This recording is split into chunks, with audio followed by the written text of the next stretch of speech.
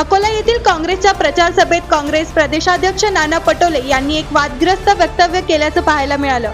भाजपला कुत्रा बनविण्याची वेळ आली आहे असं वक्तव्य नाना पटोले यांनी भर सभेत मतदारांसमोर केलं।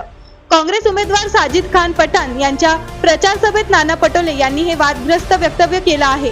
अकोल्यातील जनता भाजी मार्केट जवळच्या मैदानावर काँग्रेस प्रदेशाध्यक्ष नाना पटोले यांची जाहीर सभा आयोजित करण्यात आली होती।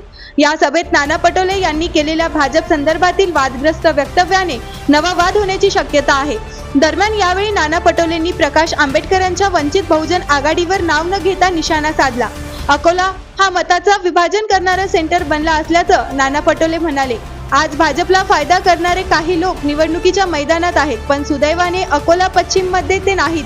त्यामुळे भाजपचे धन्यवाद करतोय आणि साजिद खान पठाणनेही मस्त जुगाड जमावला असल्याचं मिश्किल वक्तव्य नाना पटोले यांनी केलं।